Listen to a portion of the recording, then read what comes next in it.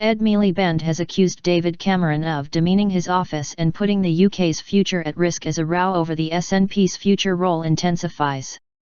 The Labour leader said Mr Cameron, who has warned of the dangers of a Labour-SNP tie-up, should be taking on the nationalists, not talking them up.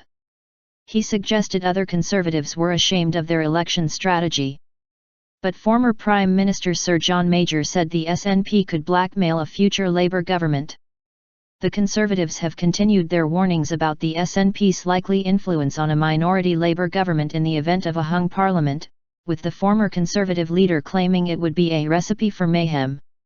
In other election news, Labour would launch an emergency recruitment drive to get 1,000 more nurses into training this year if they win the election. Nick Clegg has said owners of second homes in rural beauty spots could pay double the rate of council tax under Liberal Democrat plans, while the party also launches its Scottish manifesto. As they launch their manifesto, the Democratic Unionists say they have not ruled out working with either the Conservatives or Labour to ensure stable government. The BBC should be cut back to the bone and the licence fee reduced by 2/3, according to UKIP's Nigel Farage. Scores of schools have sought to be removed from acting as polling stations because of the disruption caused. Sir John used a speech in the Midlands to say a Labour government would be subjected to a daily dose of blackmail from the nationalists. But the line of attack has led to disquiet among some Scottish Conservatives, with former Scottish Secretary Lord Forsyth telling The Guardian the party's short-term focus on the SNP could backfire, boosting support for the nationalists and threatening the integrity of the union. And former Conservative Chairman Lord Tebbit told the BBC's Newsnight Mr Cameron's repeated warnings about the SNP were puzzling, pointless and might even push Scots to vote tactically for Labour. Mr Miliband, who has ruled out a Labour coalition with the SNP, seized on Lord Forsyth's comments, telling the BBC that Mr Cameron was playing fast and loose with the Union and setting England against Scotland.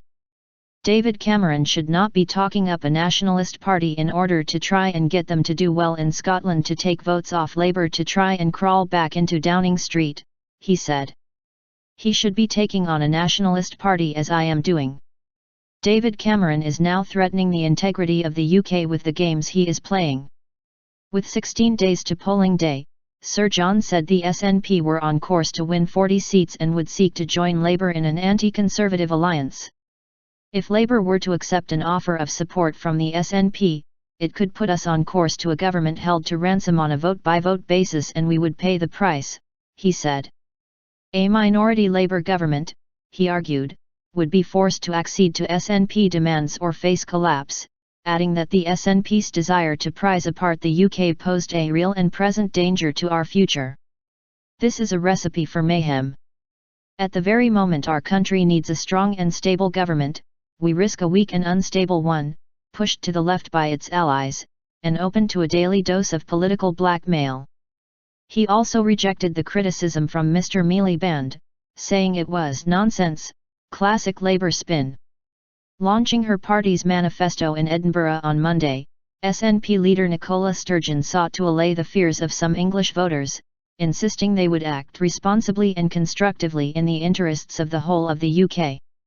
Speaking on Tuesday, she said Sir John Major's comments reflected Conservative concerns about their poll ratings and insisted the election was not about independence but how Scotland gets its voice heard at Westminster. Cheerleaders. Recent polls all point towards there being a hung parliament after May 7, and suggest the SNP could be the third largest party and crucially hold the balance of power.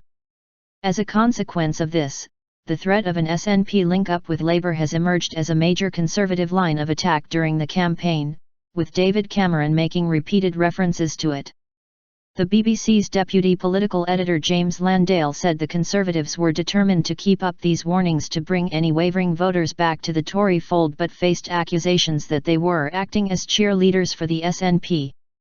The PM told BBC Radio 5 Live his tactics were about the economy of the country, not party games. He also said the Conservatives would vote on principle, not opportunism, in the event of a strengthened SNP challenging Labour over the Trident nuclear missile system, which it wants to scrap, in the next Parliament. Former Liberal Party leader Lord Steele said the Conservatives' arguments were rather odd, given they had supported a minority SNP administration in the Scottish Parliament between 2007 and 2011. The Lib Dems have suggested a minority Conservative government could find itself dependent on a block-up alliance of centre-right parties, possibly including UKIP and the Democratic Unionists, which it says would make big cuts to public services.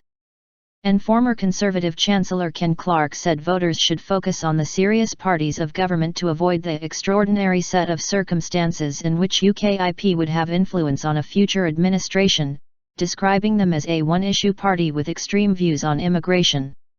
Another ex-Conservative minister, Sir Malcolm Rifkind, told LBC that if he were voting in Scotland he would think very hard and consider voting for other unionist candidates to keep out the SNP in marginal seats. UKIP parliamentary candidate and former Tory MP Mark Reckless said the intervention of Sir John Major, the man who took us into the ERM, the European Exchange Rate Mechanism, which was a precursor to the euro, was a handy reminder for many former Conservatives on why they gave up on the party.